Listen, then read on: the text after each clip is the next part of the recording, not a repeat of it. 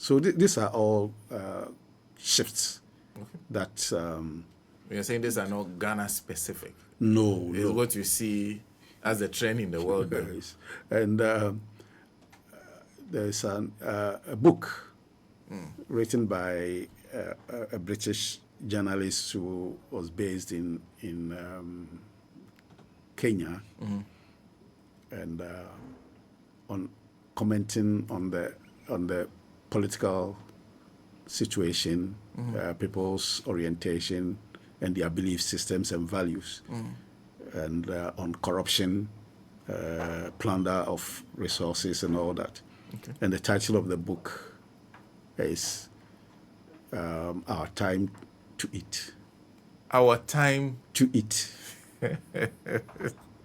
I see. Yeah, so that's it. Our time to eat.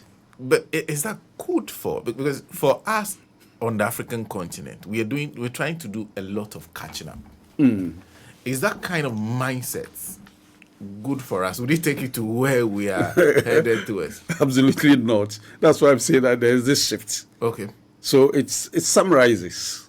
It summarizes the politics of the time, especially in Africa. Okay. And I if I relate it to Tuare and his rise to world recognition, you realize that he is doing something that we have all been moving away from. Okay. Leadership that has the nation at heart, conviction, Okay. nationalism. He's not different from Trump and his nationalistic points. You may fault him for whatever reason, but Trump is about his country. So if in Africa we will all say it's about our country, I'm sure we'll be able to move the continent forward. Okay. The moment we say it's about Ghana, It's about Ghana. That kind of orientation should be what should drive us to be the black star of Africa, that we unite around the theme of Ghana Fest. and I'll ask this last question, and I'll turn to how much role at the time you expected that districts or local assemblies will be playing. But before I come there, is this a failure of, because when there was that generation that was guiding you, they expect that when you grow to a certain stage, you would be now responsible for guiding the new generation. Can I blame those of you who are now in that position to guide for the failure to guide according to the way you are guided? Or is it all to blame on the new generation? I think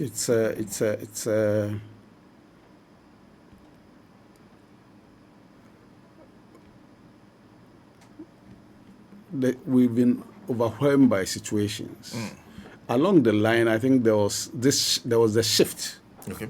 Even before the new generation, they learned from the old, Okay. and have amplified it. Oh, okay. No, you see. So before we got into party politics, Okay. we didn't have a kind of situation of monetization Okay. of politics. Okay.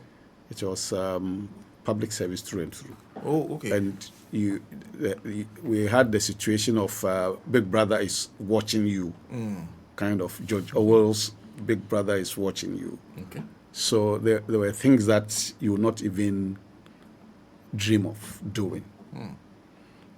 Then we got into constitutional rule, party politics, and the introduction of party financing and monetization and all that, then things got out of hand. Okay. So it now became more of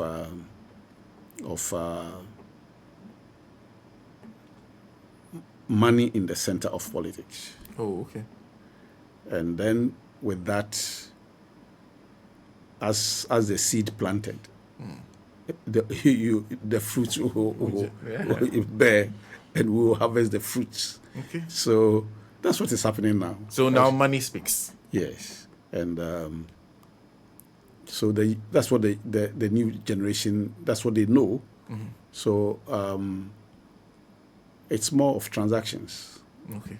Our politics is transactional for you. No, that's what it has become now, instead of transformational.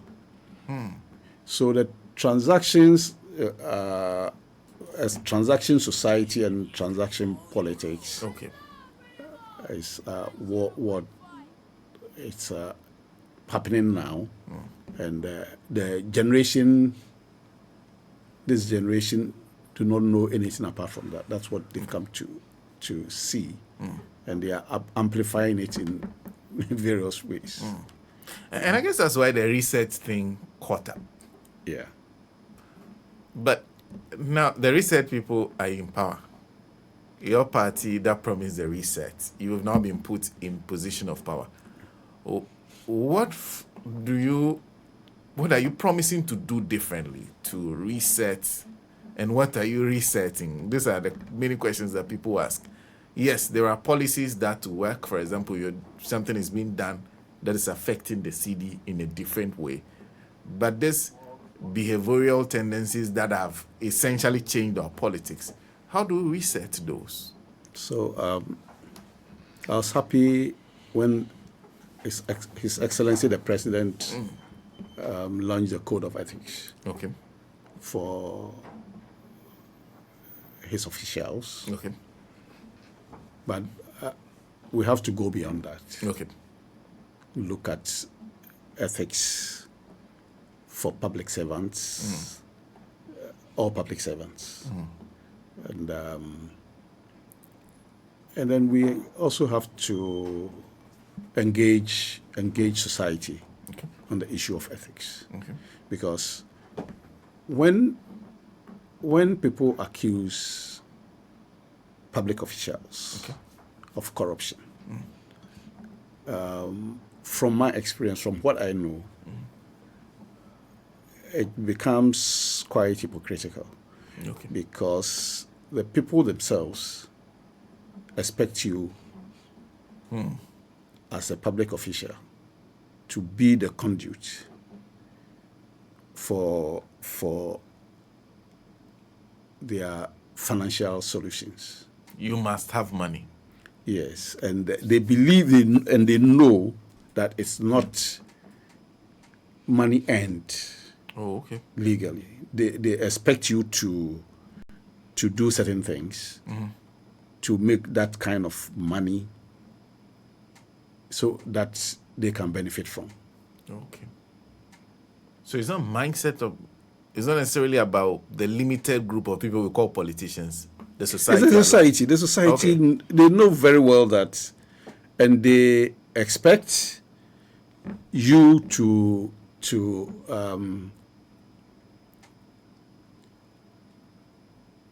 do certain things untoward. They know, but then so long as it satisfies their interest, when people are making noise, it's because they are not benefiting. People make noise when it is when they are not benefiting. When they are not benefiting, they will make noise. I see.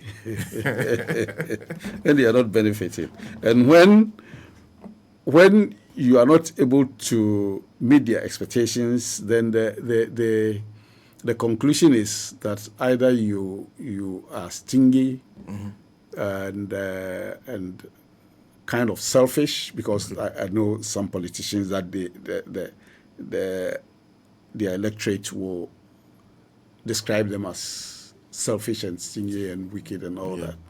And those that at times they kind of hero worshipping them are those who have some money to spread around, Okay. So these are issues, value systems that we need to look at as a people. Collectively. Because yes, it's an inconvenient truth that we have to put on the public domain for discussion. That if you are in the community, first there are those who are actively involved in politics, and for them it's kind of entitlement that their elected representative owes them something. There are also those who do not even hold positions but have the same mindset. Where are the representatives getting these monies from? But that has been the kind of value system that we hold now. That so long as you put yourself out to represent, it's not just representing in terms of policies that will benefit, or even in terms of developmental projects. You get some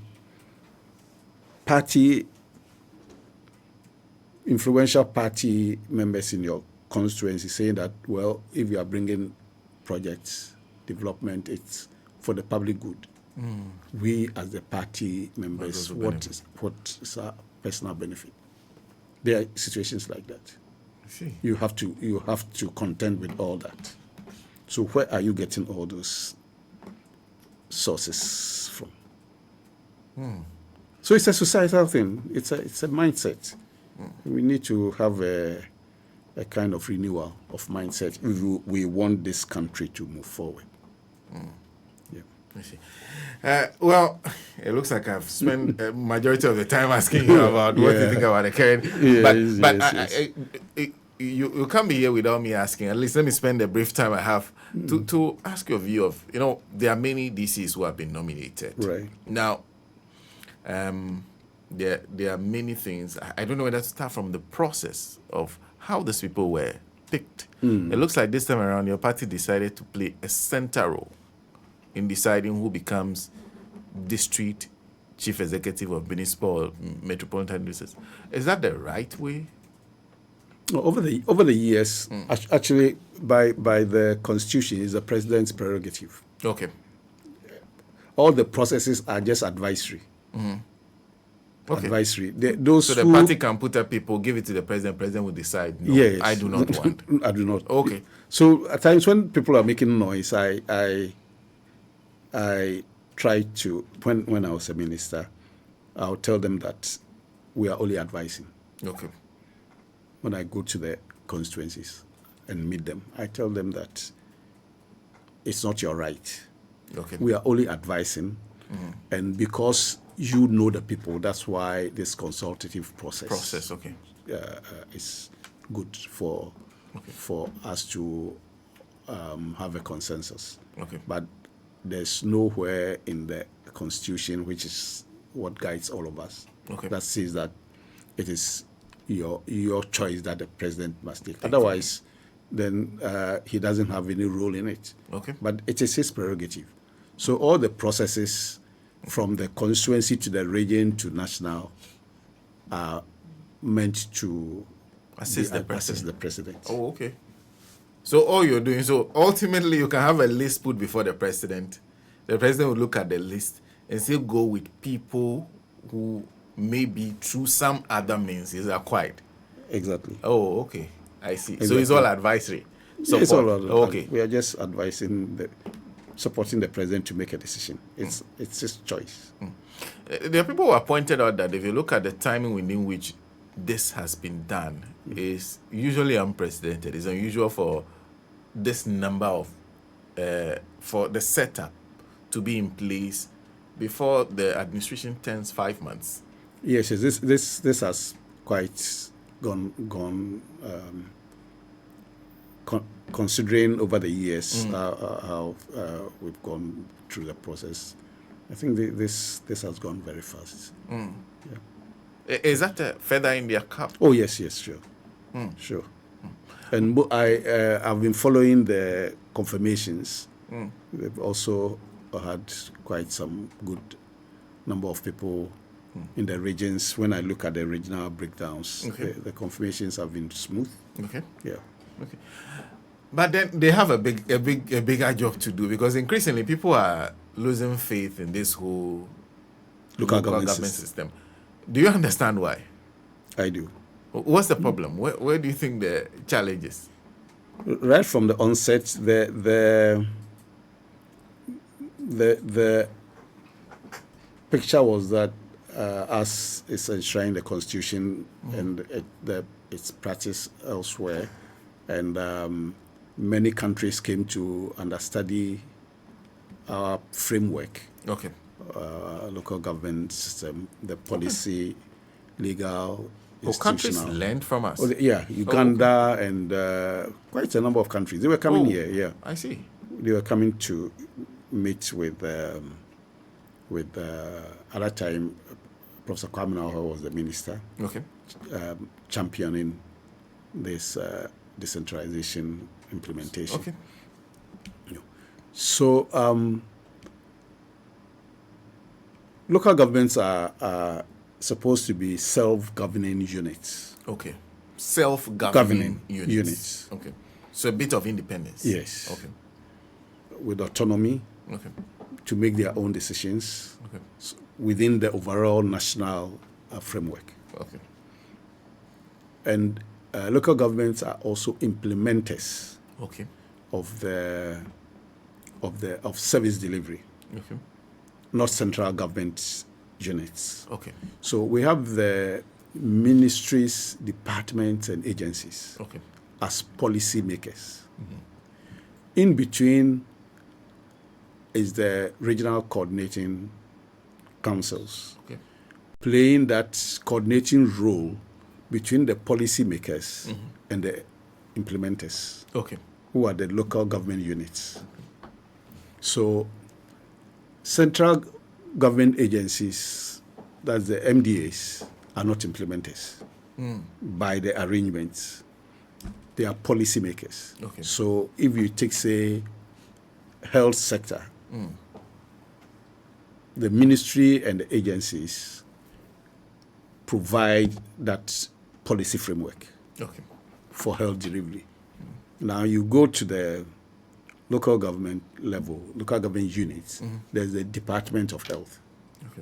It's supposed to be a department of the assembly. The Department of Health. Yes. Supposed to be a department of it. All the departments in the local governments, in the districts, metropolis, or municipal assemblies are supposed to be departments of the assemblies. Taking direct instructions from the assemblies. But now we have district health directorates. So the district health directorate, like the education directorate, roads, urban roads, or feeder roads, depending on whether it's a district or a metro. They are all departments, supposed to be departments working directly under the assemblies. So the human resource capacities of these departments support the assembly. And their budgets are supposed to be budgets of the assemblies.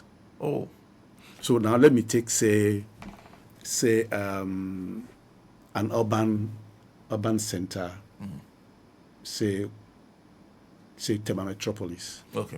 The urban roads departments. The urban road department in Tema is supposed to prepare its budget for roads in Tema and present to the assembly. The assembly will approve and present this budget to the Ministry of Finance. The Ministry of Finance will approve the budget.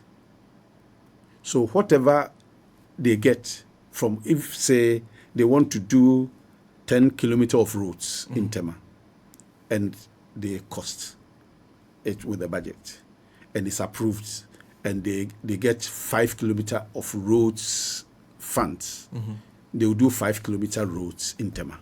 Okay.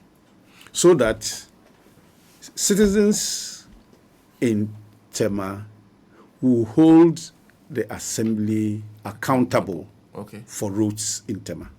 Okay. Not the member of parliament. That's the framework. That's the framework. The member of parliament is not the one who does roads in Tema. So when people are attacking MPs, they are doing that with out of ignorance. Okay. The MPs are not development agents. Okay. They are lawmakers. Okay. It's the assemblies who are development agents. Okay. But because central government is still holding on to these departments and their budgets, that's where the confusion is. Oh, okay. So the biggest problem is that the autonomy that you anticipated under the framework does not exist currently. We've been, and it's been back and forth. Okay. NDC comes, pushes decentralization to a point. When there's a change, MPP comes and re-centralizes it. Okay. Send it back to the central. So when you come back, you have to start all over again. Yeah. And There's nowhere in this world where central governments are in charge of property rates. But in the MPP administration, they got GRA to be the one collecting to be collecting property rates. It doesn't happen anywhere. Okay. Property rates are the biggest revenue component for cities and local governments. Okay. So if you are re-centralizing, what it means is that you take the power of the assemblies from them. So then they just exist in name without the capacity to discharge their functions. Okay. You go into the Local Government Act, and the functions of assemblies are all spelled out. Sanitation, street lights, all that. So when central government is doing street lights, they've taken the assembly's responsibility away. I see. So that is the problem. That's what that's I see. That's what I see. The So functions are we are decentralizing and sometimes centralizing at the same time. yeah. Someone described that years ago that there are two that I always have in mind. That aspect said it's like selling your monkey and holding its tail. You've sold the monkey to the person. While you're holding the tail. You're holding the tail of the monkey. Yeah. And then another one said, decentralization is common sense in short supply in Africa. Oh, common sense in short supply in Africa. Because we tend to be more centralizing than decentralizing. Yeah. Because when we're talking about rules being done by assemblies, I started smiling because there's absolutely no way under the current arrangement where assemblies even have sometimes even the smallest, the minutest role in road construction. No, you'll be there in your district or municipality when a contractor will come and tell you that I've been awarded a contract to come to your district to come and do a road. I see. And then when there are issues, they start attacking you the DC or the MP. Then, okay, I think I'm out of time now. But I just wanted to ask that what place, because there are people who say all this is because we do not elect our district, municipal, metropolitan chief executives. That is the MP that we elect. So most people, when there are failures, find it difficult holding the DC Act because they did not put the DC there. But they put the MP there so they can go and hold the MP accountable. Within the framework, was there ever that consideration that will get to a point where we choose at the local level who should be in charge of the assembly? Yeah, we've been talking about this for years, the election of DCs. in a way, people also push it to partisan elections. Yes, that's what the MPP want. Yes. It should be partisan. I've had cause to discuss that at various forums when they were pushing this. And I said, if you go to the US, their mayors, who are here, our DCs, are elected on their individual merits. It's not on partisan. Okay. And they are assembly members. The assemblies are non-partisan. It has existed for hundreds of years because there were city governments before national governments. Okay. And at the time, they didn't have political parties. Okay. They've practiced this over the years, and it's working for them. They have effective and efficient city management and all that. So it's not the issue of a partisan consideration for election of DCs that will solve the problem. I don't think that's it. If we have to elect, my proposal would be that we elect people on their individual strengths and merit as known in their communities, rather than having a partisan election. Because if we look at what is happening now with Parliament and all the acrimony, and if we reflect that in the districts, we're going to have all this kind of conflicts, most times based on nothing. Some of the issues that we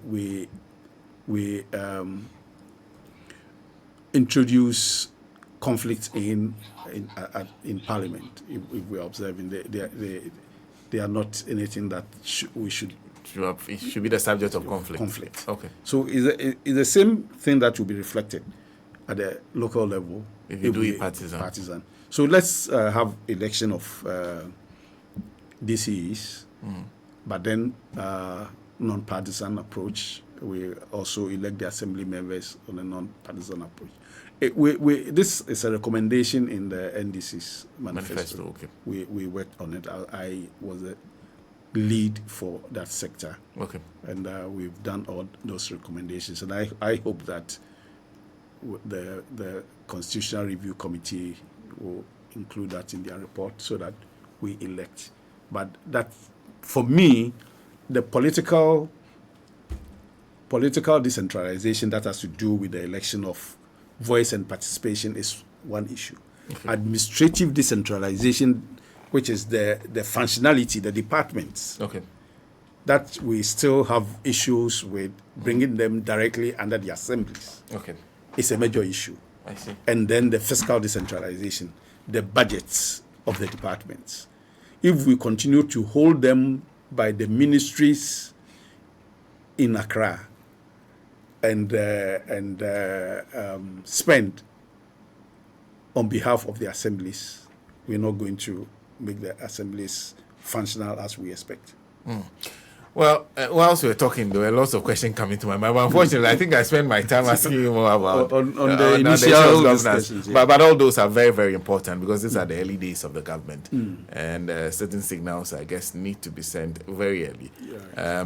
But I think what we'll do is that we'll have to find time and bring you back. So that this time we'll focus on the decentralization. It's important that we discuss this.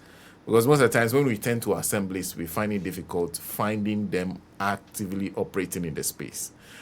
Honorable Akwasi Opong-Fosu, a former DC Secretary, DCE, MP, Minister, and he joined us in the studio this morning for a discussion.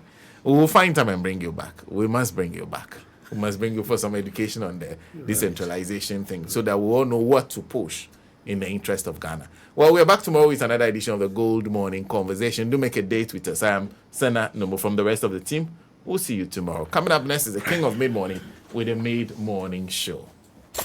One station. Accra 2022, 23, 24 and more. We don't try, back live. Commercial free. Versus Mid-Morning Show.